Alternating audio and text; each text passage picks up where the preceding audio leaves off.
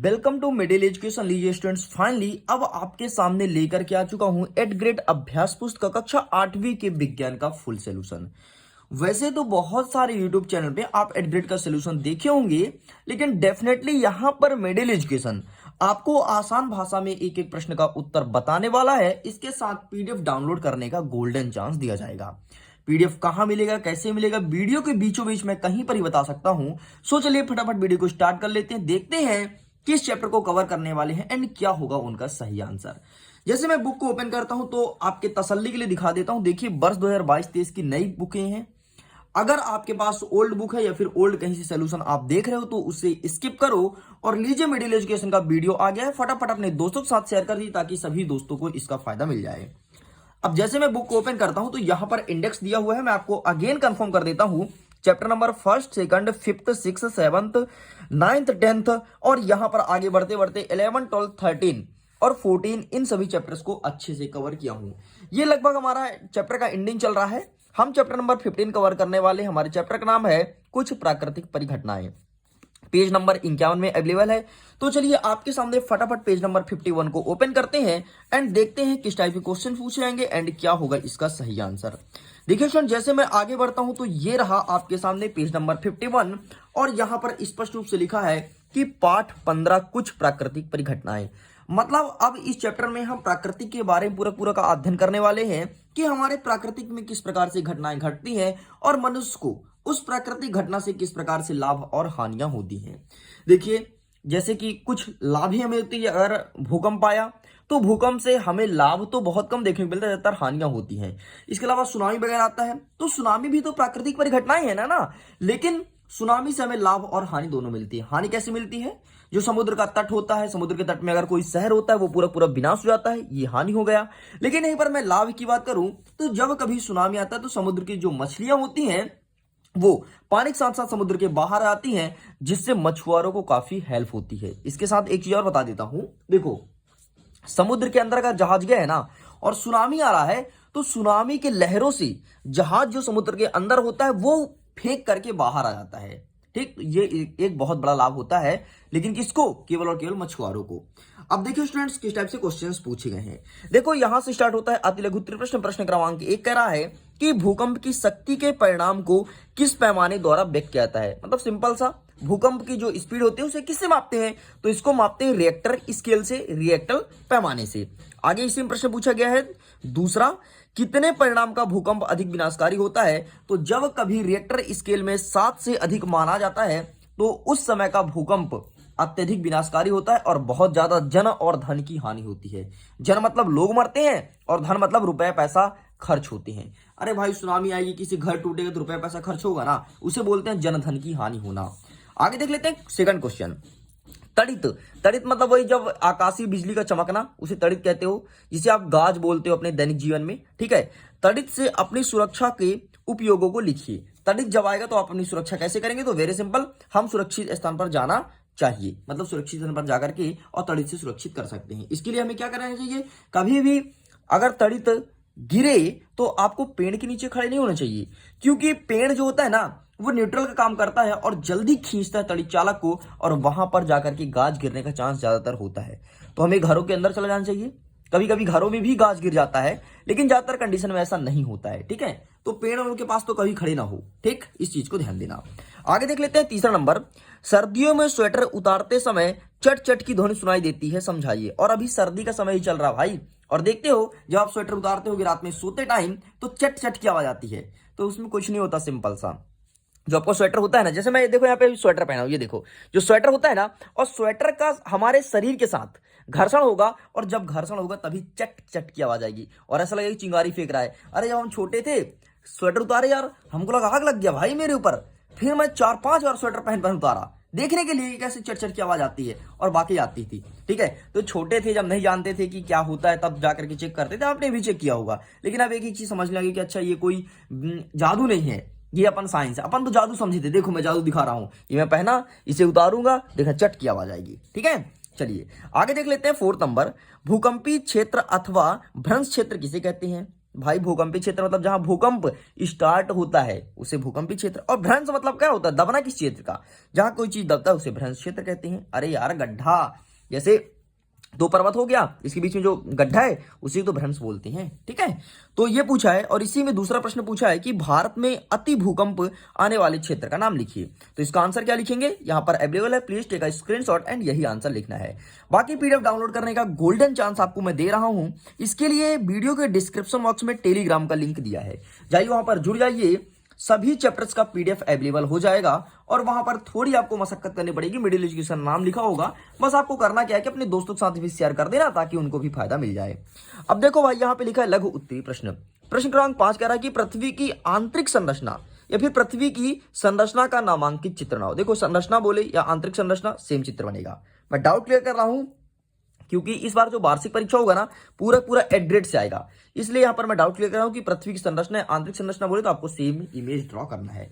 तो प्लीज आप इसका स्क्रीनशॉट ले सकते हो। मैं आपको बता देता हूं कि सबसे पहले भू परपटी होता है, फिर प्रवार, फिर अंदर होता है क्रोड। ठीक, सेव जब कभी काटते हो, अभी यहाँ पे सेव नहीं तो मैं सेव काट के दिखाता। सेव काटते हो जो सेव का जो छिलका होता है ना, तो सेव का जो छिलका होता है उसे कहते हैं भू परपट्टी। लेकिन सेव के छिलके के अंदर देखते हो सफेद कलर का गूजा होता है, ठीक है, सेव में, उसे बोलेंगे प्रवार। और बीच में जो दाने दाने होते हैं ना उसे कहते हैं क्रोड।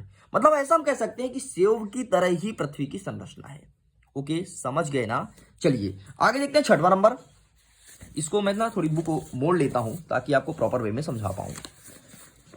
चलिए ये देखिए, 6वां नंबर कहता है कि भूपर्पटी में विक्षोभ कैसे उत्पन्न होता है, विक्षोभ पृथ्वी पर किस रूप में दिखाई देता है। तो आपको लिखना है आंतरिक क्रोड विज्ञान की एक प्लेट दूसरी प्लेट से नीचे चली जाती है तो इसके कारण भूपर्पटी पर विक्षोभ उत्पन्न होता है। मेरे सिंपल, ठीक है, यही विक्षोभ पृथ्वी की सतह पर भूकंप के रूप में दिखाई देता है।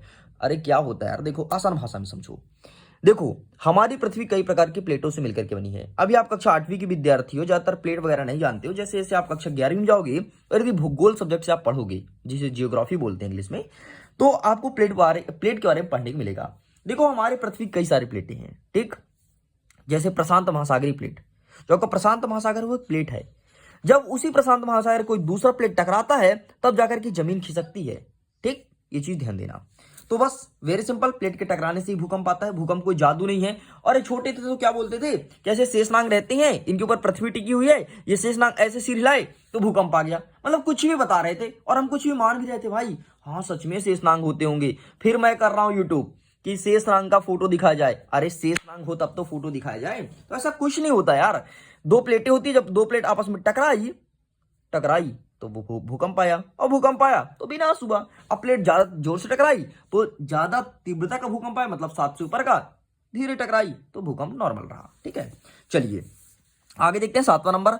आवेशित गुब्बारा दूसरे आवेशित गुब्बारे को प्रतिकर्षण करते हैं। अच्छा, आवेशित मतलब क्या होता है, अपनी ओर खींचना, ठीक, उसे बोलते हैं आवेशित। जैसे मैग्नेट चुंबक होता है वो आवेशित होता है। ठीक है, तो आवेशित गुब्बारा दूसरे आवेशित गुब्बारा को प्रतिकर्षण करते हैं। प्रतिकर्षण, समझ रहे हो, प्रतिकर्षण का मतलब अपने ओर खींचना नहीं होगा बल्कि अपने से दूर धकेलना होगा। जबकि अनावेशित गुब्बारा आवेशित गुब्बारे को आकर्षण करते हैं। प्रयोग द्वारा समझाइए। अरे वही वेरी सिंपल, एक अच्छा एग्जांपल दे रहा हूं। यदि आपके स्कूल में एक लड़का और एक लड़की है तो डेफिनेटली बोल रहा हूं इस लड़की की दोस्ती इस लड़की से बहुत अच्छी होगी, क्योंकि ये अलग अलग वर्जन के हैं, ये फीमेल है और ये मेल है। लेकिन यहीं पर यदि आपके क्लास में एक लड़का और एक लड़का है, इन लोग की दोस्ती होगी लेकिन उतने अच्छे से नहीं हो पाएगी। क्यों? क्योंकि ये वर्जन से भाई मेल है, अट्रैक्ट होते हैं लड़का लड़की एक दूसरे को। तो बस वैसे ही है, मैग्नेट भी ऐसे ही काम करता है। हमेशा जिधर ऋणात्मक रहेगा तो धनात्मक जाके चिपकेगा, लेकिन यदि धनात्मक है तो वो दूर धकेलेगा और दूर दूर मैग्नेट चला जाएगा। अरे चुंबक देखे होगे कि एक चुंबक ले लेते हो छोटा सा, दूसरा चुंबक कभी कभी चिपक जाता है, कोई साइड नहीं चिपकता। तो जिधर चिपक जाता है ना, तो समझो एक मैग्नेट ऋणात्मक है और दूसरा धनात्मक है, तब जाके चिपकता है भाई।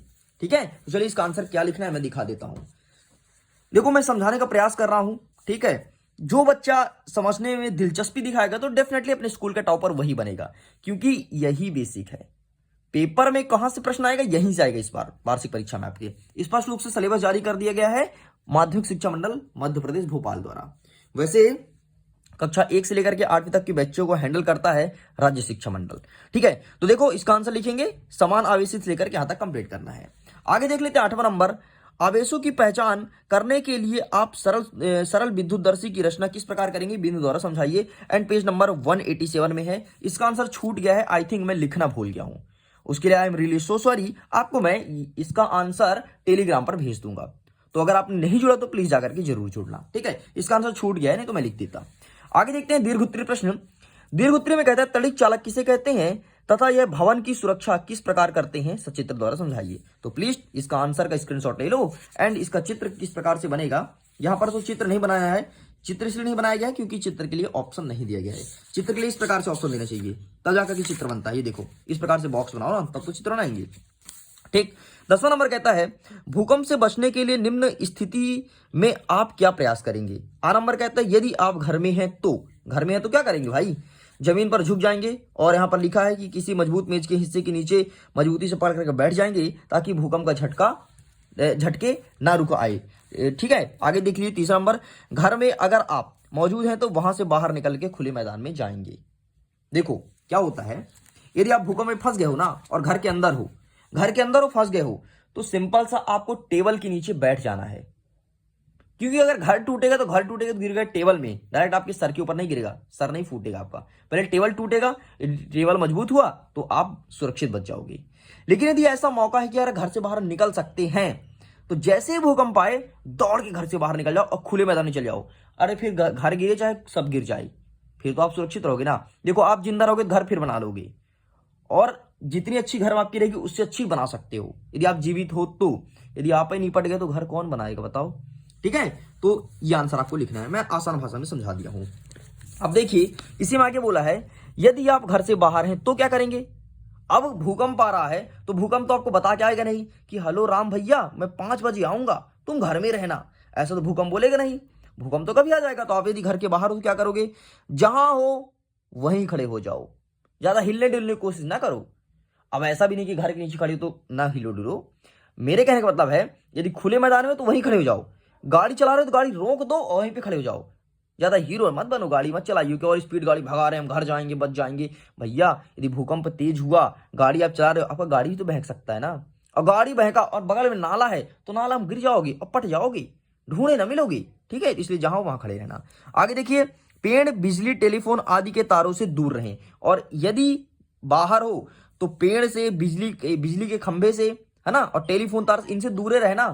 पता चले भूकंप आए बिजली का तार आपके ऊपर गिर गया, मसला हो जाएगा, भूकंप फिर बहुत ज्यादा हानि करेगा आपको, ठीक है। एंड 3rd नंबर यहाँ पे लिखा गया है। तो इस प्रकार से स्टूडेंट्स पूरे कंप्लीट हो गए हैं। जल्दी मिलते हैं एक नेक्स्ट पार्ट के वीडियो में, वो रहेगा आपका चैप्टर नंबर 16 प्रकाश, उसको भी कवर कर देंगे। पूरा आंसर रेडी है, देख सकते हो। इसका जल्द ही वीडियो रिकॉर्ड करके आपके सामने प्रेजेंट किया जाएगा। फिर अगर आपका डिमांड है कि सर अब प्लीज कोई और सब्जेक्ट का स्टार्ट कर दीजिए, तो गणित के लिए एक मैं बहुत अच्छा काम करने वाला हूं। ये देखो यहां पे लिखा है कक्षा 8वीं गणित। गणित के लिए मैं करने क्या वाला हूं कि आपके सामने लाइव एक प्रश्न का उत्तर यहां पर लिखूंगा और आप अपने कॉपी में नोट डाउन करोगे, ठीक। तो ये चीज मैं करने वाला हूं। अगर आप वाकई एग्री करते हो तो फटाफट वीडियो को लाइक कर दो एंड कमेंट सेक्शन में लिख दो कि हाँ सर मैथ्स का भी स्टार्ट कर दीजिए, और लाइव आपको पढ़ाने वाला हूं मैथ, एक सवाल आपके सामने करके दिखाने वाला हूं। देखो इस प्रकार से पेन और इस प्रकार से सवाल को सॉल्व करूंगा और समझाऊंगा भी, ताकि आपको आसान भाषा में समझ में आ जाए, परीक्षा में ज्यादा दिक्कत ना जाए। ओके स्टूडेंट्स, तो अगर मैथ्स का वीडियो चाहिए तो फटाफट वीडियो को लाइक करो। मैं वीडियो को लाइक का टारगेट रखता हूं मात्र 100 लाइक। 100 लाइक यदि आ जाते हैं तो मैथ्स का सेशन जल्दी ही स्टार्ट कर दिया जाएगा। ओके वीडियो को एंड करता हूं, जल्दी मिलते हैं पार्ट 16 के साथ। सभी के लिए बाय बाय।